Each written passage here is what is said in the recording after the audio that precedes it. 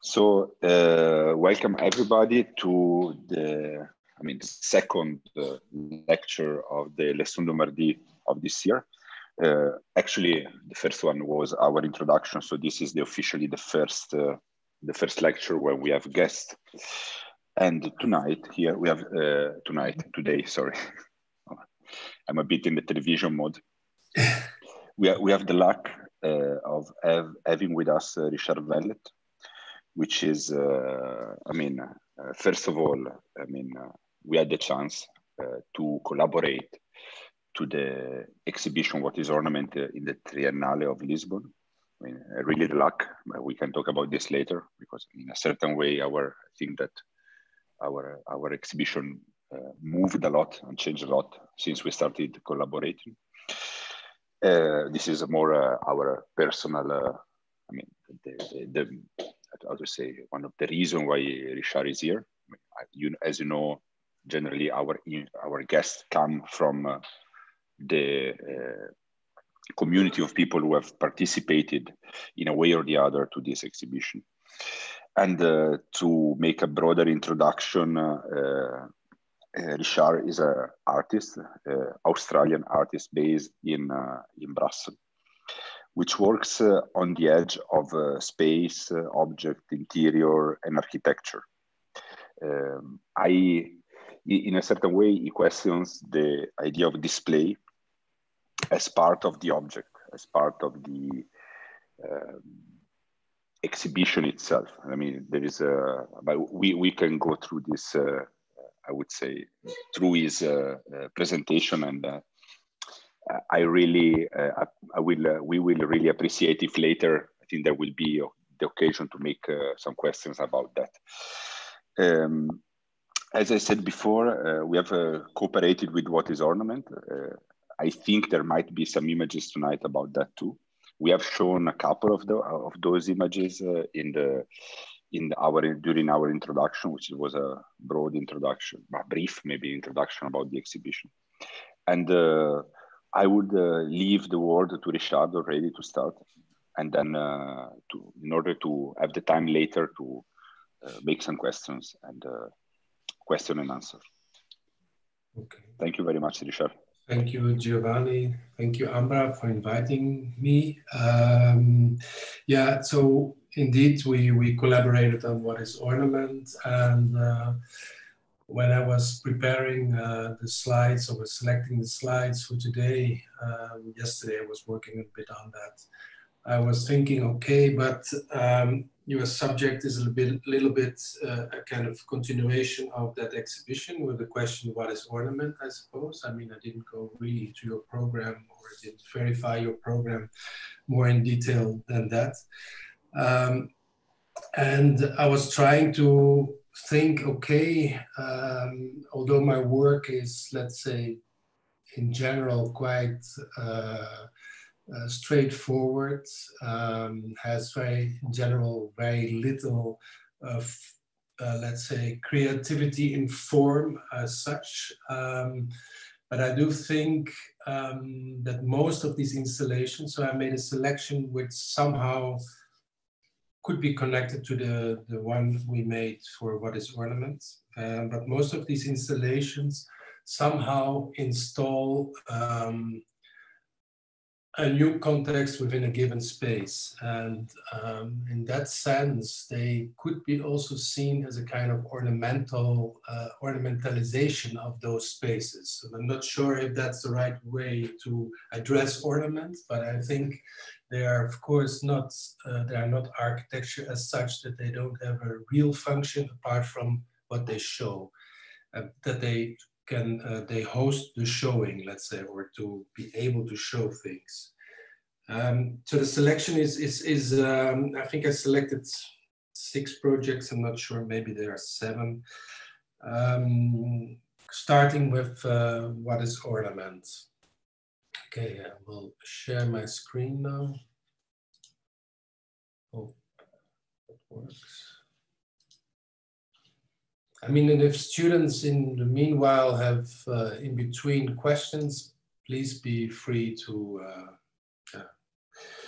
address them, because you will see I go a little bit into a few different exhibitions, and if we have to go back at the end, maybe that becomes more complicated.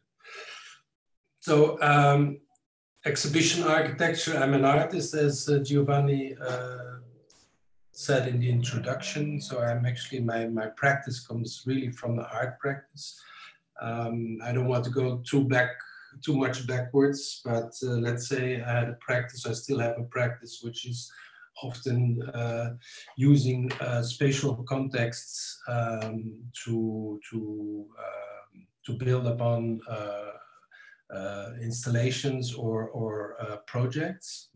I know this is very vague, but let's say like 10 years ago, or a bit more, 15 years ago, I started to get more interested in the context of showing works of other artists or works in collections of museums, etc., etc.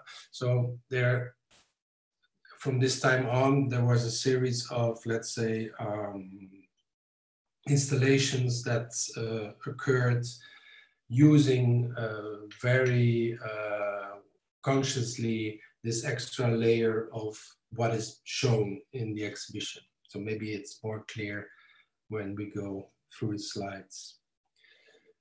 So what is ornament? Yeah, that was the show, of course, in 2019. And I would like to start with this image. It's a detail of the installation.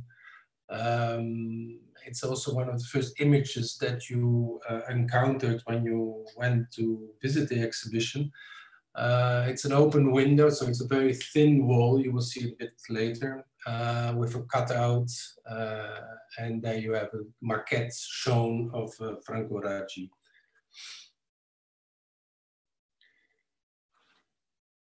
I briefly go into this. This is actually the first draft I made for the exhibition. It's not so easy to explain the venue. The venue is actually a large corridor. Let's say this, you could say the central zone, and it has 6 separate spaces, left and right. So this was kind of the first thing that I was intrigued by. So how do you make an exhibition which is somehow divided by a huge corridor, which is in the center of the space, which is actually a passway. So I don't know how much you can see of this. I hope people with a better computer can somehow read this. So Culturgest, it's an art center in the center of Lisbon, an important art center with a fantastic program of art exhibitions. As I said, I don't know, you see the cursor if I move? Yeah, okay. So you enter here, you go down the slope, and then you come in a bigger area, and then you have here 1, 2, 3, 4, 5, 6 spaces. And these spaces are not connected, so you always have to cross the corridor to get into the exhibition spaces. The counter is here, it's number 2. And what I proposed for the exhibition, and which was my main interest, is how can you join these different spaces and make it into one experience, the whole exhibition. So I proposed to install this wall, which you can see here, which somehow cuts the circulation when you go down, and at the same time creates a supplementary corridor and an access to the different spaces. It's a bit complicated to understand, but I hope it will be more clear with the pictures after that. In the spaces, they were divided, and I suppose that Giovanni and Ambra already talked about it, into 6 sections. Moldings, columns, walls, patterns, vessels, and fireworks. And there was also a film screening, which was here in like half floor down. Here you see a section of this wall, and you can also very clearly notice the fact that this is kind of slope going down. So to explain even better, you come in here, you go down, and then you go further down. So it's a kind of zigzag going from the entrance hall to the space downstairs where the film was shown. what you also see is here is a set of metal structure, which was left visible. So the wall is touching like a normal surface, the wall, surface of the wall, let's say, touches its normal height here on the floor, and then it continues that height, and the rest is left open, so you can see the structure. This is the other side. So this is the main street, let's say, where you go down, and then you encounter this curved wall here at the back, which also makes a kind of envelope for the both sides. Here you're getting a bit closer. Here you can see the window with the Franco Raggi, and here to the right was a series of openings, also giving access to the ticketing and actually going into the exhibition.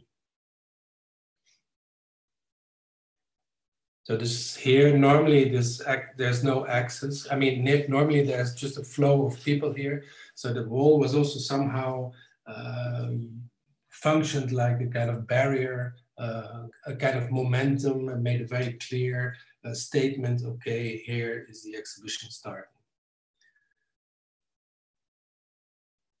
Here you see a picture of the wall, the white surface of the wall continuing on the level of, let's say, level 0, and the slope going down, showing the metal structure. So the back of the wall was also unfinished. So it was a very frontal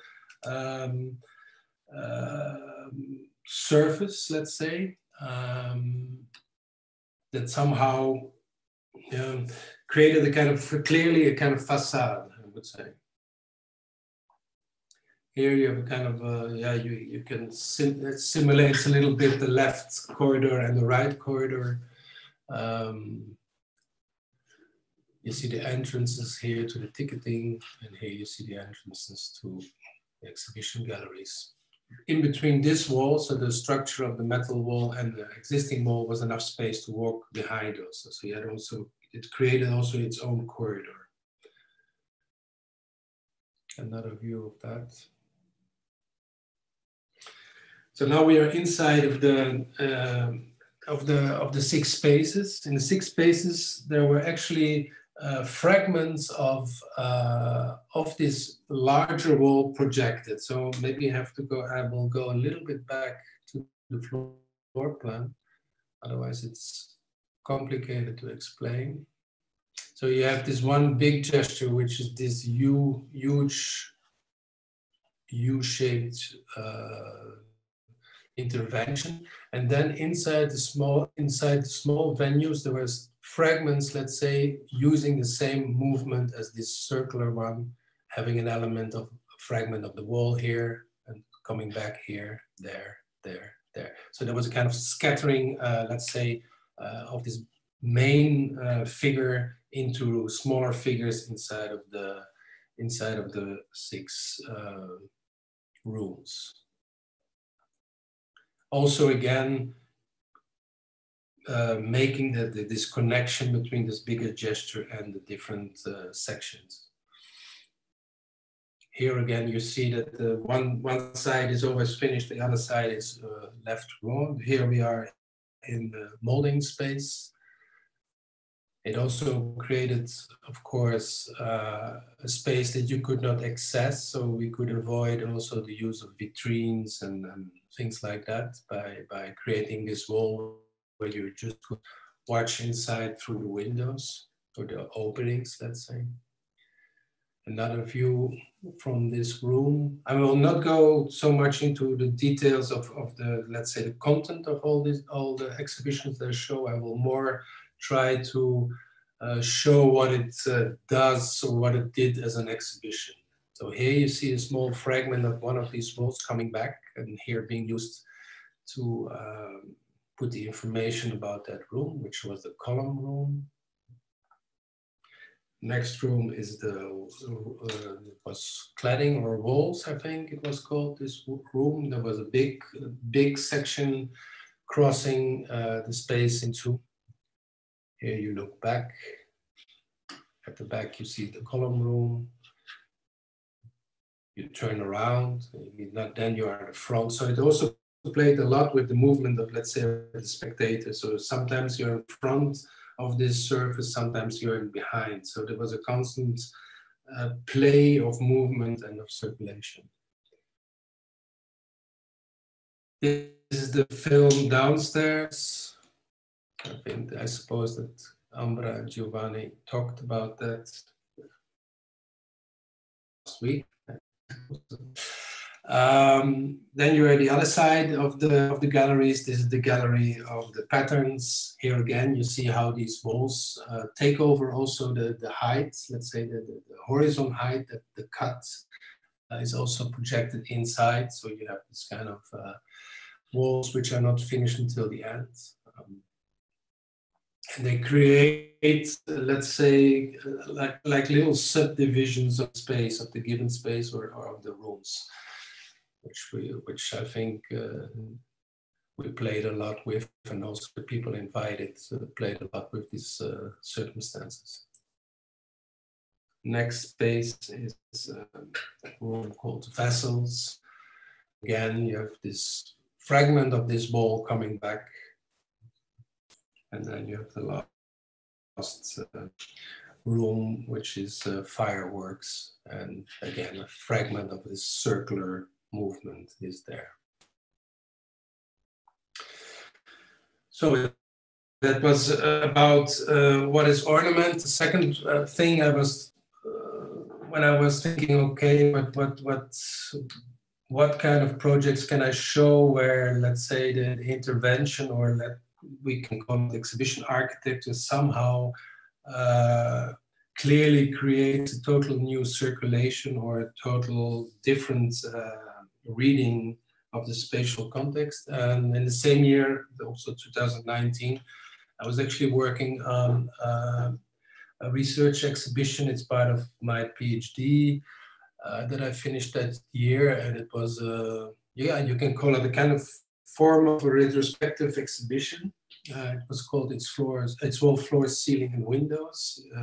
It was held in Beaux-Arts here in Brussels. And you will see it's a totally different approach, but maybe it does the same kind of, there's the same kind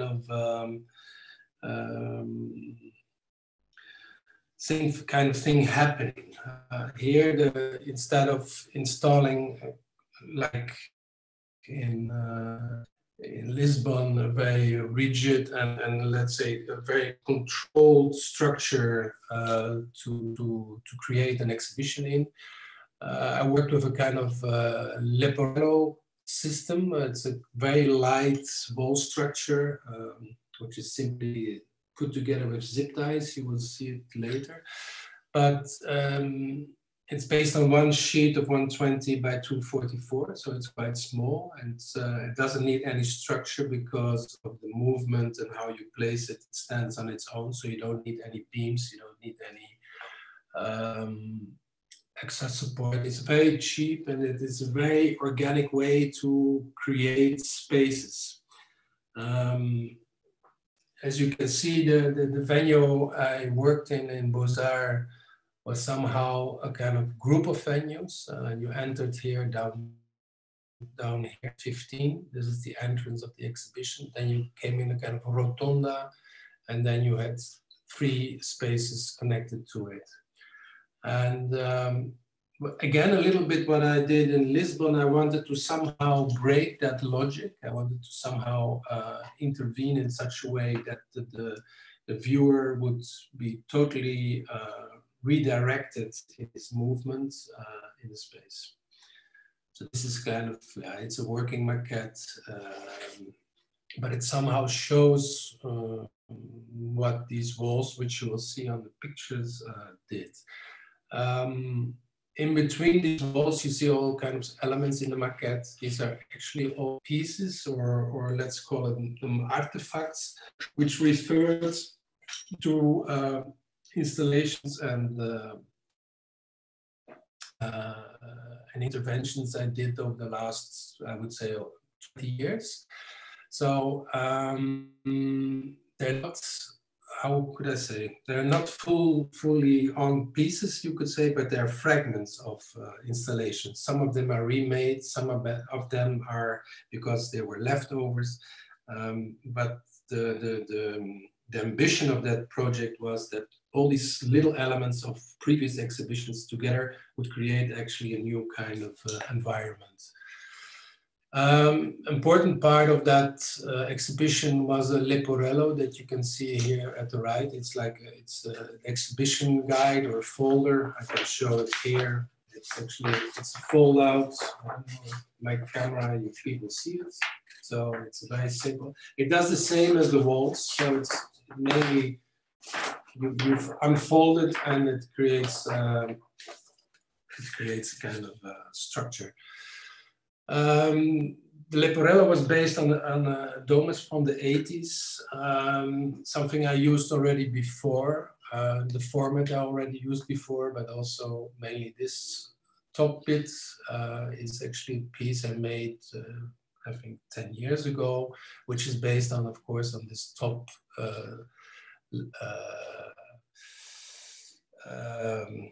the top of the magazine, which was designed by Sotsas. And but of course, if it's specific about it, if you take the domus away or you take the rest away, you get this kind of strange rhythm of 4 blocks and then a kind of gap, which is of course the day of domus and the rest. Why did I do that? Because for me, but I don't want to go too far in that either. For me, the Domus was a very important magazine when I was a student, so in the 80s. For me, it was a kind of eye-opener. I was studying fine arts, and I came across this magazine at that time. Was really very inspiring. It brought together architecture, design, art. And so there were always reviews about important exhibitions. You can see it here actually on this cover, the 39 Biennale of Venice. So the art, architecture and design somehow came together in this magazine in a very exciting way in that period. Now it's a totally different magazine. I don't think it's has any relevance anymore. But so this motif, let's say, or this frieze was a kind of homage to this document that inspired me a lot when I was a student. So the Leporello shows in total 64 projects. The exhibition itself had around 30 elements. So I just opened the Leporello now. So you see this numbered from 1 to 64. And in the exhibition, actually, this was also a trick. So there were more works present in the Leporello than in the exhibition. But the numbers like number 10 or number 11 were represented in the exhibition. So not all numbers were in the exhibition, but you didn't notice because you had this very strange circulation, whereas you don't know, did I see them all or didn't I see them all? So there was also kind of a play that I used. So every, let's say, every piece that was referred to had a little text. I could have also just shown the Leporello, but I thought it was a bit...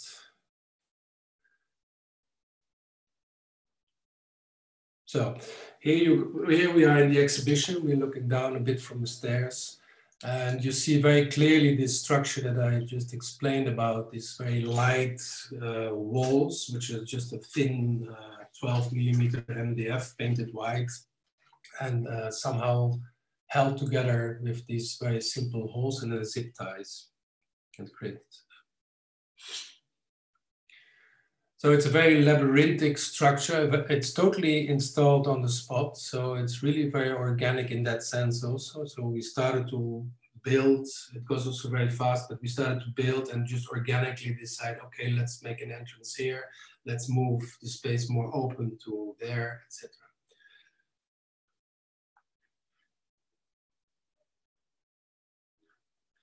So here you see this sort of rotunda, the very ugly renovated rotunda of Beaux-Arts. And here you see, I think, quite well what it did. It's really installed a kind of new circulation and new logic. Here we look actually from one space out into the other. The elements that you see, these are, for instance, pieces from, let's say, from this piece particularly was from 2005. It was part of a collaboration with another artist, Michel Francois, which is the piece itself is now in the collection in SMART, in the museum.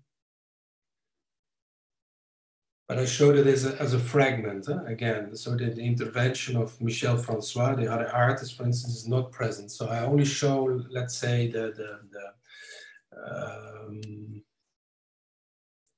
yeah, how do you say that? The carrier or the supports of projects. It created also, of course, also a lot of small, strange backspaces. That's also something I use quite often in my practice, apparently, I noticed. Here you see the frieze, that's a piece I made in 2005 or 3 as well. This is the Domus referred piece. Here you see a part of these walls painted silver, which is actually was a previous installation, which was a kind of small pop-up auditorium. So the silver part was already using this same logic of these thin panels stick together with these zip ties you can see here. So actually now we're just circulating through the exhibition. So you go inside of a kind of space, you go out, you come across, you are confronted, sorry, with the existing wall of the exhibition, which you can see, of course, at the right side. Another element leftover of another installation of perennial. So this was also an important part of that installation. It's just like an artifact, there's only this. But if you go in the Leporello and you go to number 35, you will get an explanation of where this artifact was related to. Here we go, move through these walls back into another space. You could say it's one of the main spaces. There was also a lecture series organized here. The podium is also a previous piece of mine. The triangle is also part of an installation I made for a dance performance in also 10 years ago, 12 years ago. So all these pieces somehow came together, like a bit like in a garage or in a kind of storage. These also again referring to an exhibition I designed for Contour. It's a biennale for video. Very difficult exhibition to understand if you don't have the Leporello, but I think what it shows is that it's also a very physical experience. And this, of course, unfortunately, we are all sitting on our chair in our offices and in our houses, but let's hope we soon can experience things again. Another view of the same exhibition. So you go in this door, you go behind, you go back in. So there's a kind of constant circulation. The yellow wall here at the back will become, you will see it later. It's also part of an installation that I made in SMART, but it's actually the last project I show. So here, maybe you just remember this wall or this wall with the doorway. It will come back later. This one, actually. Then we entered the third space. So also, I mean, this structure enabled also to move the entrance of the spaces. So this actually here you were still in the corridor, but you're already 30% inside of the space before you go in. So this was a lot of fun to work with. This, for instance, is something which refers to a collaboration with office staff at Van Sever and Kestner Geers, where we worked together on a project for for a museum here in Brussels, and these were the windows. Well, this was the shape of the windows I proposed for that project. So this again refers to other pieces or other projects. Here again. And here it at the end, somehow it became its own architecture. It was more separated. 3 or 4 panels were not in wood, but in plexi. So it created also this kind of vitrine kind of space where you could look in. And there was a piece by Frans West, which had to be protected because the exhibition had no supposed. So that somehow brought also this idea of using this plexi and to create some kind of enclosed space with it. Something I have repeated since in a totally different context, but yeah, I'm really interested in how this structure can become almost yeah, a real space. Next one is an exhibition about Robert Walser, a writer. It's a research exhibition in collaboration with Beaux-Arts, l'École de Beaux-Arts of Paris. It's a very small exhibition, and if you know, if you will see the material, you know why the exhibition is also small, because Robert Walser, I think he passed away somewhere in the 30s, is mainly known for his, how you call it, microgram, which are, he wrote actually text and poetry on very, very small pieces of paper. I will show you one. This is one of these texts. They also have been deciphered only quite recently, because he also used the kind of language which was encrypted, let's say. So these pieces are maximum 10 centimeters high, and they have an amazing amount of text, but also a very beautiful layout in general, I find at least. So we were exhibiting 12 or 18, I don't know, I don't remember exactly, of these original micrograms. They're very rare, and they are stored somewhere in Switzerland. So yeah, that was a kind of challenge. And the venue I received to work in was this entrance hall of the Beaux-Arts. So it's really very messy. You come in at the right, you have the counter, you have the kind of library. And it was a huge challenge. So you don't have to look at the left. This is something else, it has nothing to do with that. But you're looking here at the down. So what I proposed was more like a kind of cabinet, and I said, okay, but let's cut off the space really to its minimum that we need for this exhibition.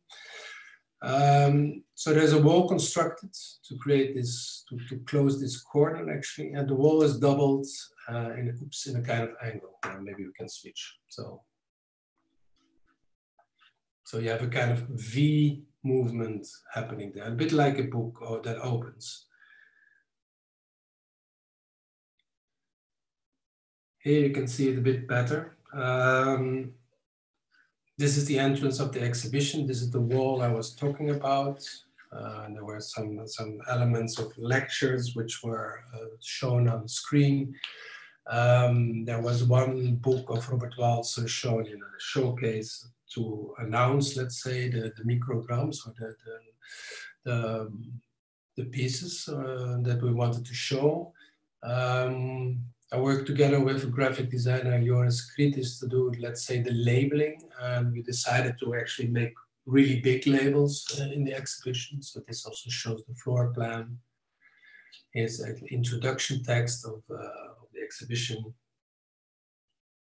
And here you see actually that the wall is opening up, and it's like, it seems like cut through, and the inside is totally unfinished. So you can see it here. So in between this V, or this, let's say, slightly opened up wall, there was a film by Marie-José Burki. So you could enter it, you could see the film. And after that, you entered in this space where there was a big vitrine. I will come back to that later, with the original micrograms.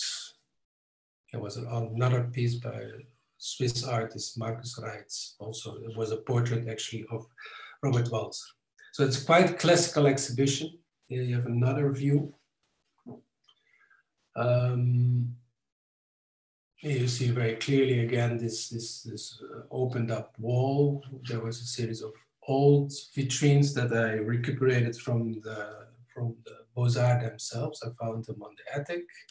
But I thought it was interesting because actually I wanted to bring it in somehow the period of Robert Walser, let's say the end of the 19th century. The vitrine itself was, I can show you here, there was a kind of challenge, and that is that a lot of the micrograms, they had text or information on both sides of the object. So they're little pieces of paper. The information is on top of it, in front of it is important, or in back. Sometimes you don't know what the back is or what the front is.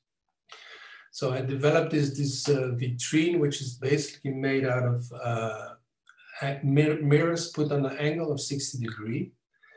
And on top of these mirrors, this is a mirror, let's say, and then on top there's a glass plate, and on the glass plate there's the microgram. And because of this mirror, you could see around the microgram. I will show it here. So here you can see it a little bit. So you look in the vitrine, you see this kind of, let's call them again, open books in the shape of a mirror. On top of that, there's a glass plate. And on top of that, you have this micrograms. And if you look around it, to the side, you could also see the back. So all the information, the printed matter information. So they were kind of, they made this microgram circulate somehow. There was a bit like in a rotating motor. I don't know if that's clear, but. Another one. So here again, an exhibition, and again, where I would say that the structure is somehow directing the public. The previous one of Robert Walser, of course, the main thing what happens there is that you expect the wall, you go through a wall, and then actually at the moment you step through the wall, you realize that inside this wall there is also space, and which is used, as you could see, for this video by Marie-José Burki. The Absent Museum was a huge exhibition. It's over 3 floors of the main Center of Contemporary Art here in Brussels, 2017. It was to celebrate their 20th anniversary or 10. Now I'm confused. I think 20. It doesn't matter. Anyhow, it was a very ambitious exhibition where the curator Dirk Snauhart, wanted actually to propose a kind of model. I called it a blueprint for a museum, for a Museum of Contemporary Art of Belgium. So it was a kind of idea of what should Museum of Contemporary Art in Belgium have in their collection, or what should it show. Here you see a section of the building, and I put it in also because, of course, the yellow doesn't step out, but it says something about the height of the walls I installed. So you have 3 floors. So first floor, second floor, third floor, and they all have different heights. So the middle floor is 430. And it's this height that I used on all 3 floors. So the blue is actually where there's air above the wall. This had a kind of result that, of course, on the second floor, the walls that I was installing touched the ceiling, and then the other ones, it stopped at a certain height at 430, and the space continued. So you could say at the first floor, the intervention felt much more as a maquette. On the second floor here, sorry, it felt really as a real architecture. And on the third floor, again, that's kind of maquette feeling. You will see it in the pictures, I hope. So these are the sketches. These are, for instance, the sketches for the third floor. You see the wall stops at a certain height, and the structure and the architecture of the venue continues. Here you see it again. So here you see how it's realized. This is again the third floor or the first floor, I'm not sure. But anyhow, it's not touching the ceiling, and it's kind of free structure. Important in the whole project, and I will show some, is a kind of grid structure where the whole, let's say the whole exhibition architecture is based upon, and how you open the grid. So the doorways were always in the corner of the spaces. And they also showed the temporarily quality, or not quality, or let's say the reality of these walls. It's a bit like in Kulturgest, in what is ornament, so you could see, or you could sense the reality of that temporarily wall. So this is the kind of grid which is we worked with. So what you understand is that this is an existing central wall which creates a kind of measurement which we used throughout the 3 floors. This is another floor. You see how these entrances and the corners, they jump. And to create different kind of circulations.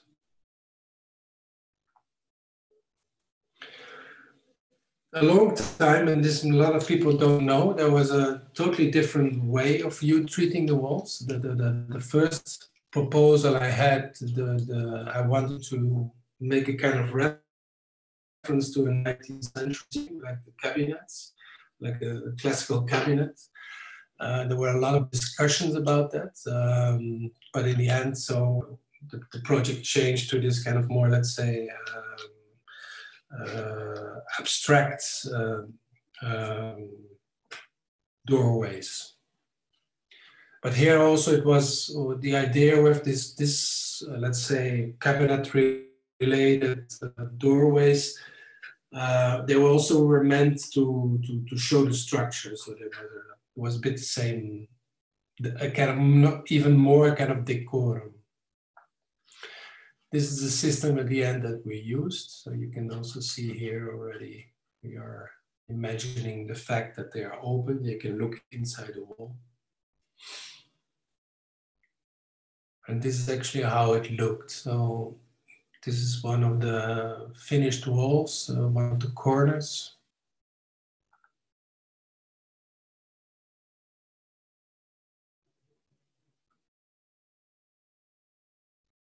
Here again, this is kind of cross section, which also, what was interesting about it, about this position of these walls, that created kind of very interesting diagonal views in the spaces. And of course, by putting the doorway, which were quite big doorways, almost, I think they're 2 meters something, they also leave the most possible wall surface, of course, because you push the entrance to the corner. Here's some views of this exhibition. Here again, you are on the 3rd floor, and you see that the wall stops at a certain height and becomes very, very present somehow as a temporary reality. This is more in detail. One surface, one of the door surface was also used once to create a kind of background for a small painting of Francis Salis. Same moment, also 2017, a very similar project as the one in Wheels, but in Kunsthalle Düsseldorf. Maybe I will not make it too long, this one. Here it's with a grid on a certain angle. And what is important about the grid here is that actually the exhibition spaces are over 3 different floors. So again, like in wheels over 3 different, here the grid actually a line drawing on the floor, and one section here drawn in blue of this potential architecture was realized as a wall. You can see it here.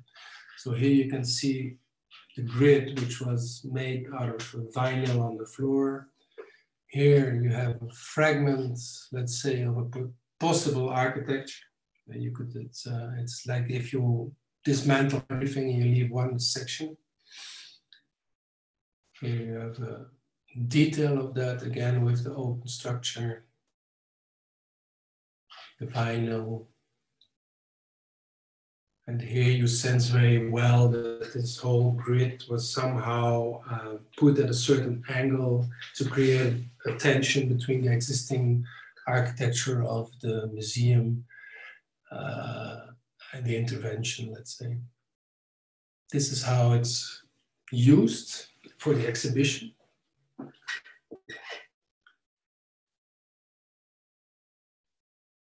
This is the wall again seen from the other side. So here we actually are on the 3rd floor, and what you will see later, that's the 3rd floor is actually a mezzanine, and then you can look down. You can see it here at the right, that you're in a mezzanine, and then downstairs there's a very high space where the grid continues. And also, yeah, in a very subtle way, helps somehow to install works, even if you overlap the grid or even if you position it somehow in relation to the grid. What is interesting, it brought in some a different kind of scale, which is kind of you felt like space but without walls. And also created the kind of atmosphere of a plaza, maybe. And so you have the feeling of a huge field. So the whole exhibition space on the 3 different floors becomes like one field. And of course it combines then, it makes it into one exhibition also very clearly, because the grid continues above and then the space is downstairs. I really enjoyed installing this Dan Fleming here. I really liked what happens here. Well, sorry. This is another room, which is the intermediate level of the museum, where again the grid continues and you have Richard Long running just over it. So also here the pieces were installed in collaboration with the museum director. And so, yeah, they're using that, let's say, this new device, or this device which was brought in by this intervention as a kind of motor to review the installation of the pieces. Power of the avant-garde, I'm not going to go too long of this again. It's a bit further away. 2016, an exhibition in Beaux-Arts here in Brussels, an exhibition about the avant-garde, let's say early 20th century. But mainly what interested the curator of that show was the nervosity between the First World War and the Second World War. So let's say the tension, well, he talks about it in the sense that he thinks that in art, somehow you felt a certain tremblement or uncertainty, that it was also expressed in the arts. And the show is a little bit about that. This is the first image, but you already see is that this wall is part of the installation, so it's a kind of wall zigzagging through the Beaux-Arts venue. The exhibition starts here, and then we have a wall, which actually, and I made it like that, was drawn actually in one line. When I had a discussion with the curator, I said, yeah, maybe we should do one nervous gesture and create by this gesture different spaces. So as you can see, the people who know Beaux-Arts, but you have to know it, it's actually one long space. normally, and it's always very, very difficult to use that space. So it created also this gesture by cutting this space almost like, I don't know, it's like a Zorro gesture almost into pieces. Created also a very strange set of cabinets, which were really useful for him to install his narration of the exhibition. So here you can see the wall cutting through. And what I did, so if you look here at the back, it's the original wall of Beaux-Arts, or let's say it's the exhibition walls of Beaux-Arts, which are installed in the 70s. They're kind of thick blocks with some techniques behind, but they create a kind of white band. And the walls made, they're really following actually this exhibition layer of Beaux-Arts. So they have the same height. They have the same height of the plinth. You can see that here. The same oak finish as the oak floor.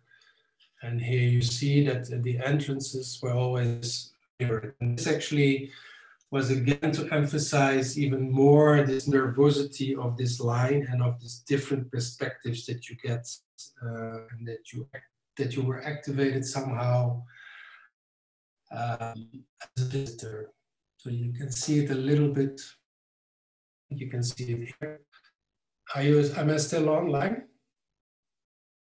Hello? Yeah, okay, sorry. I had a message here, but okay.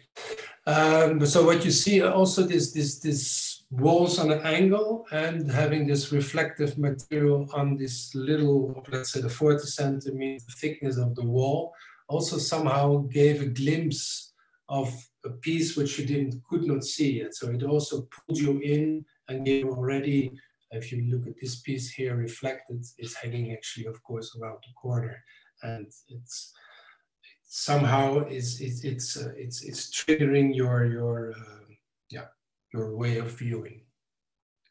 Here you can see it very strongly, I think.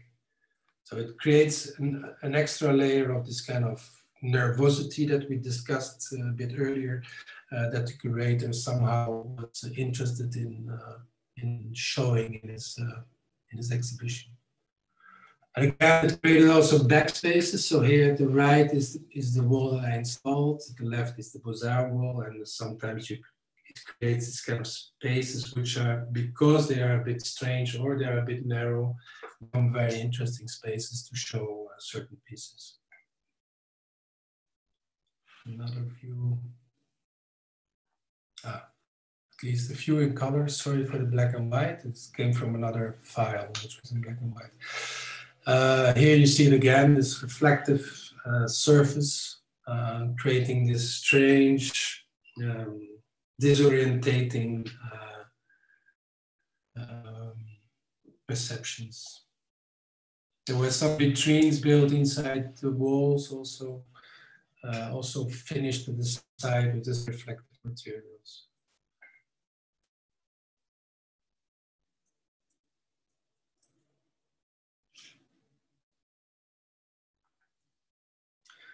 A smaller exhibition. There are not so many anymore. I hope it's not too long now. I'm still okay by timing? No, not okay anymore? Okay. Okay. QUODLIBET is an exhibition of it's a very small exhibition, one room exhibition of a series of pieces of a private collector, Wilfried Koorman. It was in the Lamperts, which is an auction house in Brussels. And the exhibition, what I made is one cross. It's the only thing I did. And around this cross, the pieces are somehow organized. The particularity of the cross is that the cross is very low. I think it's 55 centimeters high. So the only thing that I installed was this very low dividing wall around which the pieces were installed. And the height of the wall was determined by the height of the skirting board, how do you call it, the lambris of the venue.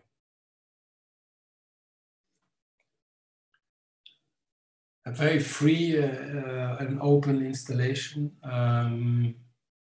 avoiding as much as possible plinths, showcases. Since it was a private setting and this was possible, to show a lot of things almost like they're in their natural state. This is seen from above. There was no view from above, but there was a little window, a technical window. Unfortunately, of course, you have this, but it shows a little bit what it did in the space. So it created actually 4 spaces, and at the same time kept the entire overview of the venue. Cabinet d'Amis, 2016. Yeah, this was pre-corona. We could work in those days. Huh? It was nice. 2016. It's an exhibition. It's the main exhibition of an art fair. It was a kind of homage exhibition to Jan Hoed, which is a famous curator who died that year. And it showed actually his private collection of letters, small pieces that he received from artists, etc., etc. So more like, you could almost call it prularia, but also some pieces. And so it was really what it was at his home, in his office, all these small little pieces that you gather through your life, probably. So it's a big venue. It's an old post office building.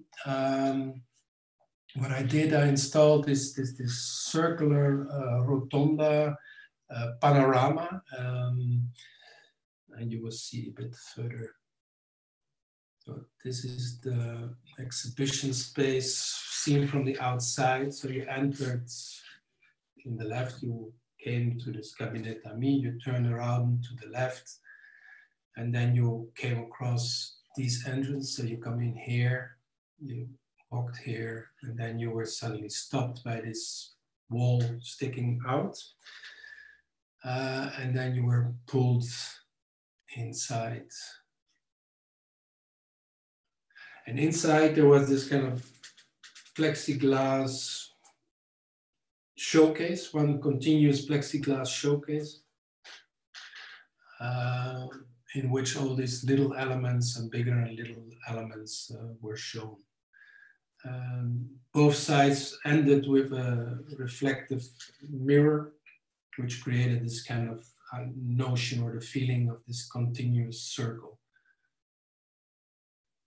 Here you see a mirror.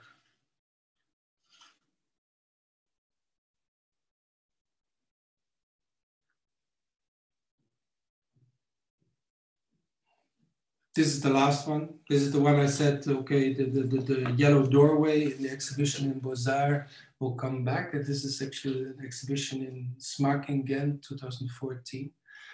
And I think it was the first exhibition which really installed a shape or let's say an exhibition structure or walls. And in general, it's almost walls that I selected here. That cut up the space in a very particular way.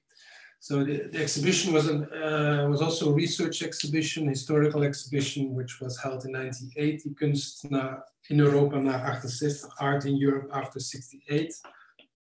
Important exhibition for the museum. It's an exhibition where they bought a lot of pieces also, and it was the exhibition that somehow put the Museum of Contemporary Art in Ghent on the map, let's say. So they wanted to make an exhibition about that, about their the pieces that they bought at that moment.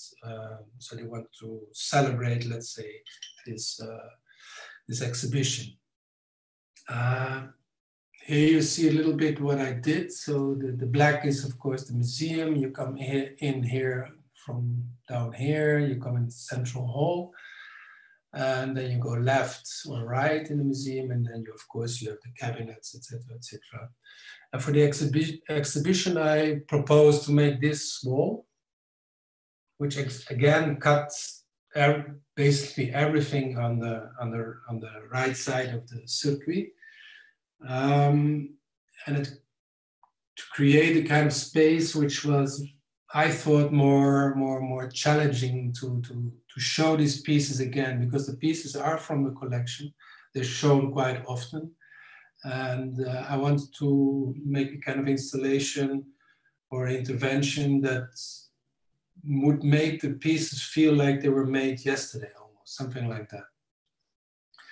And to get there, or to make that feeling happen, I thought it was very important that also the people visiting the museum would also see the museum anew, and so it would not have the normal expectations of the rooms. So I used this, literally I used this strange shape of which was the poster of this exhibition. I enlarged it, really literally enlarged it, until I found a kind of position for a wall which could cut all these spaces in different sections.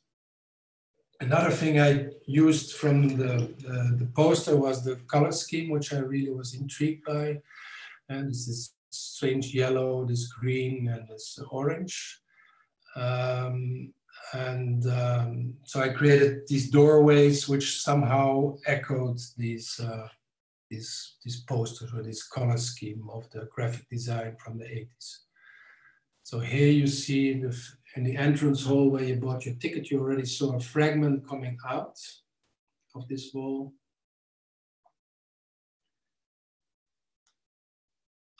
Then you go into the exhibition, you walk around, and then of course you constantly come across this wall, and you come in different kind of spaces. Like this space is normally, of course, part of a larger space.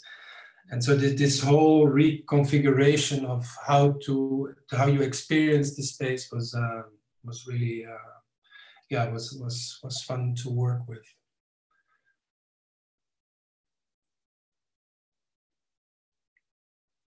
Here you see everything which has, of course, this color with the new wall, the lower wall than the existing wall. Again, this bit lower than the existing, also to make this somehow tangible that this intervention has taken place.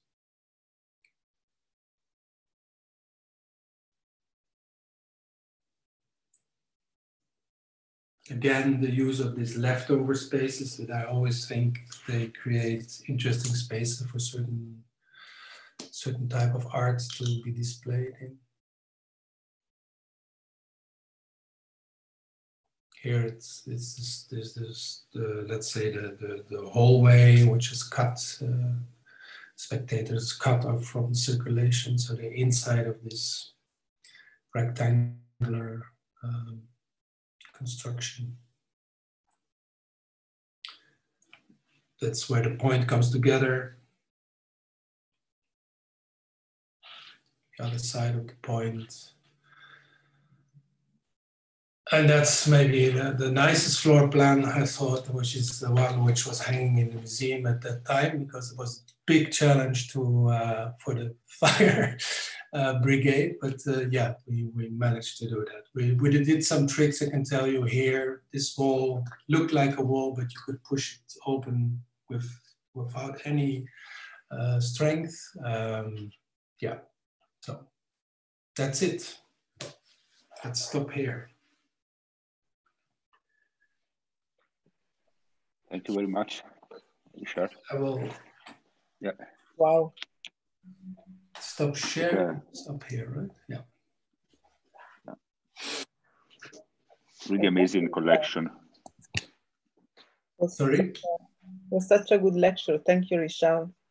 No, it was a pleasure. I hope it was a bit clear, because it's very, yeah, I thought it was interesting for once to show some floor plans and to, because the pictures, I think, yeah, of course you can sense how it looked like, but I think the floor plan, especially, I suppose there are a lot of architect students there somewhere, and we don't hear them, but okay, let's suppose they're there.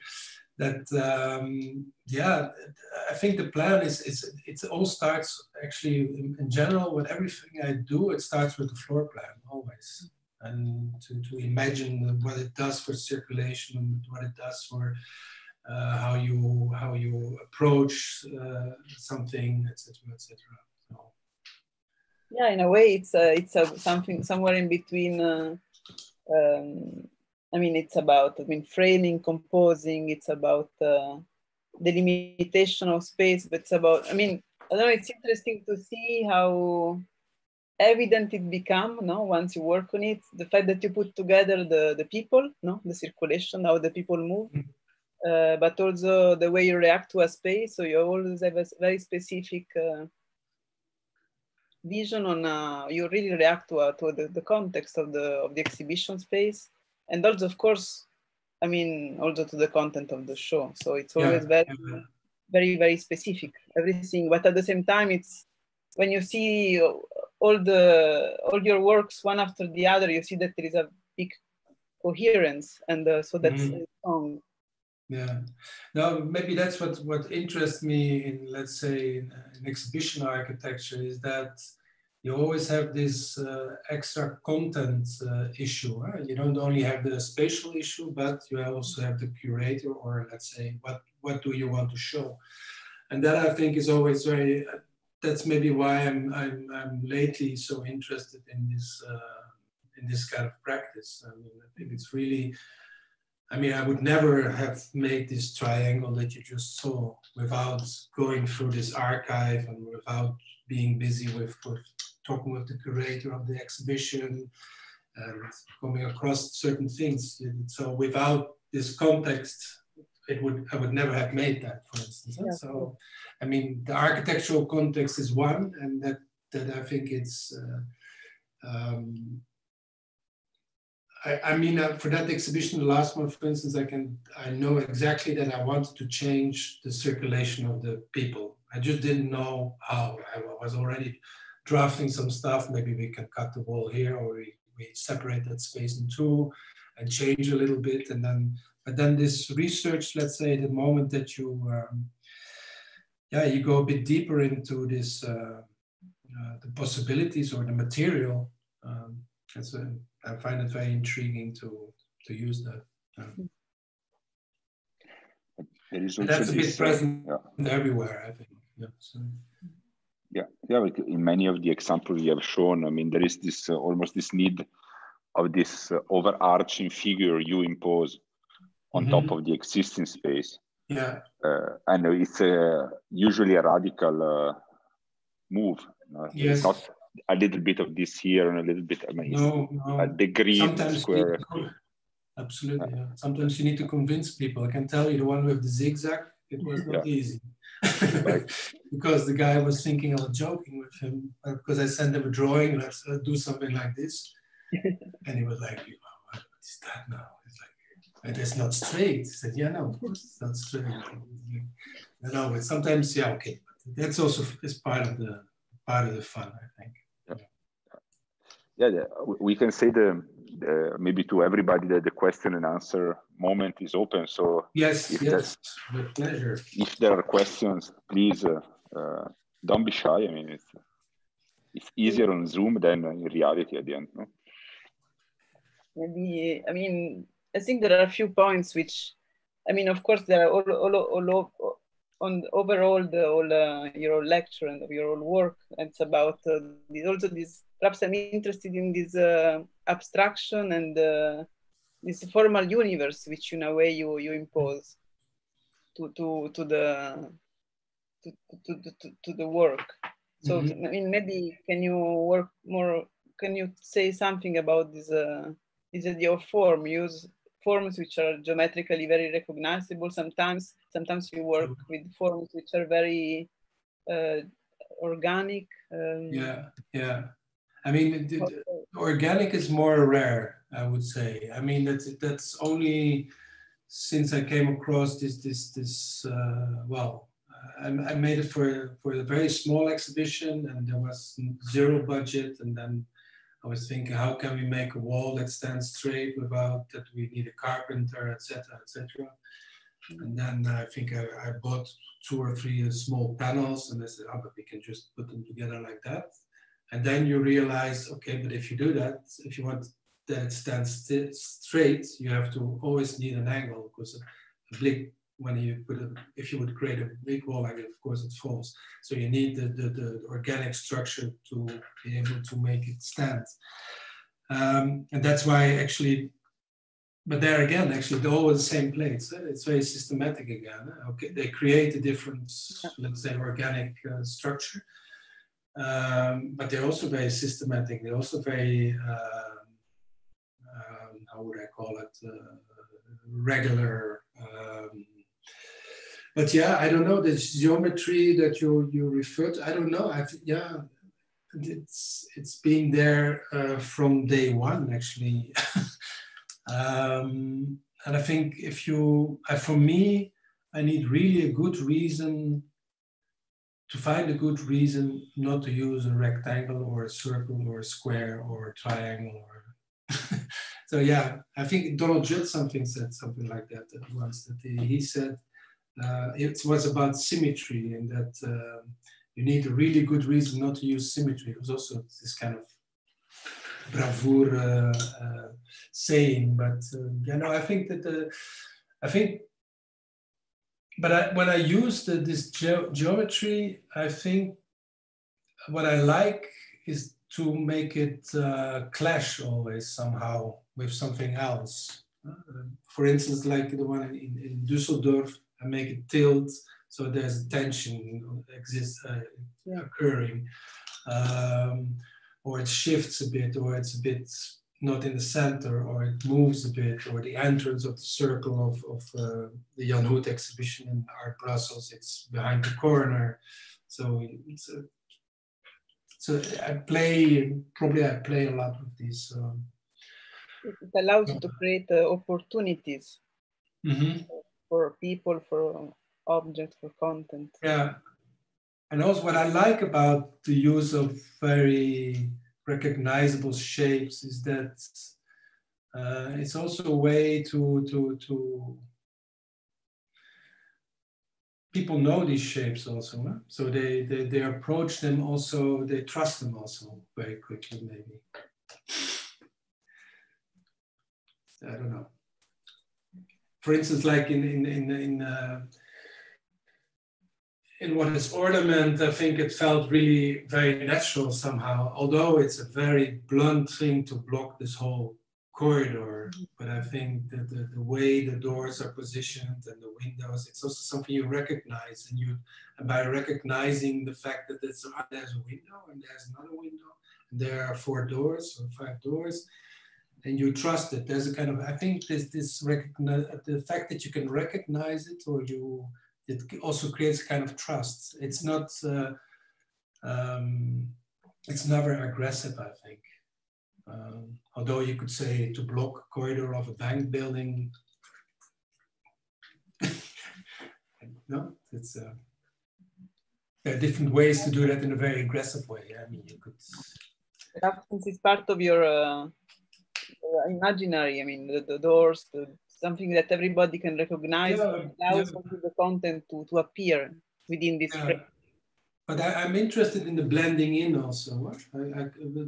For instance, in Beaux-Arts, where you literally take over the height of the plinths of the Beaux-Arts walls, it's also blending in and then being a little bit confused. No, that is maybe. I find that interesting somehow, or that intrigues me, or interests me. Yeah. So where are the students? The same like in Belgium. Yeah. I cannot imagine there is no. I think that I can only imagine there is. Je peux aussi répondre en français, comprendre aussi. Ah oui, ça c'est plus facile, hein? C'est plus facile. Et ça aide.